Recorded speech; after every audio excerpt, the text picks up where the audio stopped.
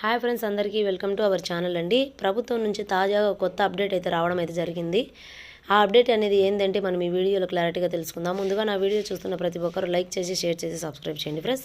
తల్లికి వందనం, అలాగే రైతు భరోసా పథకాలు వంటి కొత్తగా డెసిషన్ తీసుకుని సీఎం చంద్రబాబు నాయుడు గారు చెప్పడం అయితే జరిగిందండి.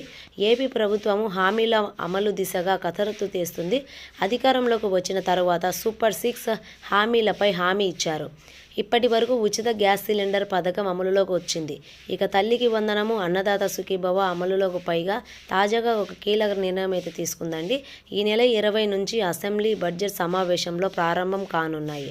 28 ప్రభుత్వము బడ్జెట్ సమావేశంలో జరగనున్నాయి. ఈ 2 పథకాలు నిధులు కేటాయింపులతో పాటు అర్హత కలిగిన ప్రతి రైతు కూడా ఈ పథకం అనేది వర్తిస్తుంది అని చెప్పడం అయితే జరిగిందండి. సూపర్ 6 హామీలో భాగంగా తల్లికి వందనము, అన్నదాత సుఖీభవ, మహిళలకు ఉచిత ఆర్టీసీ బస్సు ప్రయాణం కోసం నిధులు కేటాయించనున్నారు మన సీఎం చంద్రబాబు నాయుడు గారు. జూన్లో తల్లికి వందనము, జూలైలో అన్నదాత సుఖీభవ అమలులోకి అయితే తీసుకొచ్చారండి. మహిళలకు ఉచిత బస్సు ప్రయాణం పథకం ఉగాది నుంచి అమలు చేయాలనైతే తొలిత ప్రభుత్వం భావించింది. కానీ ఇప్పుడు ఈ పథకం అమలులోకి తుది నిర్ణయం తీసుకోవాల్సి ఉంటుంది. ఇక తల్లికి వందనం అమలులోకి భాగంగా అంచనాల ప్రకారం అధికారులు సిద్ధమైతే చేశారండి.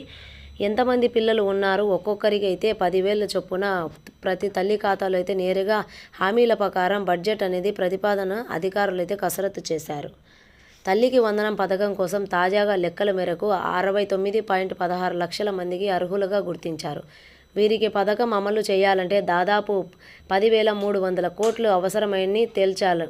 అర్హత కలిగిన ప్రతి రైతు కూడా నేరుగా వారి బ్యాంక్ అకౌంట్లో జమ చేయాలనేది చెప్పడం అయితే జరిగిందండి. అర్హతలు ఖరారుపై తుది కసరత్తు అయితే కొనసాగుతుంది. ఇక ప్రతి రైతుకు ఏటా ఇస్తామన్న చెప్పిన హామీ మేరకు 20,000 ఇచ్చేలా హామీ ఇచ్చిన అన్నదాత సుఖీభవ కోసం రాష్ట్రంలో అర్హత ఉన్న రైతుల సంఖ్య 53.59 లక్షలుగా గుర్తించారు.